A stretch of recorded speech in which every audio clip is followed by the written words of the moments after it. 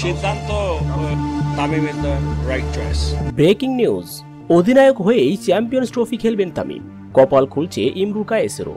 সবাইকে চমকে দিয়ে সংবাদ সম্মেলনে একই ঘোষণা বিসিবি বস পাপনের। বিস্তারিত জানুন দর্শক পুরো ভিডিও জুড়ে। প্রধান কোচ হাতুড়ি সিং এবং বিসিবি কর্মকর্তাদের ষড়যন্ত্রের কবলে পড়েই আচমকাই ক্রিকেট থেকে অবসর নিয়ে দীর্ঘদিন থেকে ক্রিকেটের বাইরে তিনি।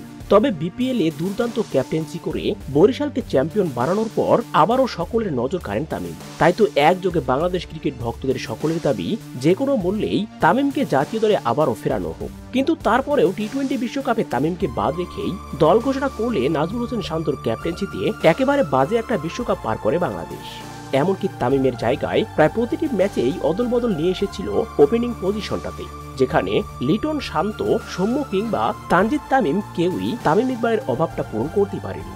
তাই তো বিশ্বকাপে খেলোয়াড়দের এমন ভরাডুবির পর বাংলাদেশ ক্রিকেট বোর্ড নতুন করে দল সাজাচ্ছে, কেননা সামনেই অপেক্ষা করছে আইসিসি চ্যাম্পিয়ন্স ট্রফি। আর চ্যাম্পিয়ন্স ট্রফির আগেই তামিমকে একাদশে ফিরিয়ে দারুণ এক চমক দিল বিসিবি বস পাপন। এমনকি এটারও ইঙ্গিত মিলেছে যে তামিমের ওপেনার হিসেবে আসতে পারেন ইমরুল কায়েসও, কেননা বিসিবি কর্মকর্তারা ভালো করেই জানেন তামিম এবং ইমরুলের জুটি কতটা গুরুত্বপূর্ণ বাংলাদেশ ক্রিকেটে। তো দর্শক, আপনিও কি চাচ্ছেন চ্যাম্পিয়ন্স ট্রফি দিয়েই আবারও একসাথে জুটি বেঁধে জাতীয় দলে ফিরুক তামিম এবং ইমরুল? অবশ্যই কমেন্ট করে জানিয়ে দিন। এ নিয়ে আপনার মূল্যবান মতামতটি ভিডিওর কমেন্ট বক্সে। ধন্যবাদ।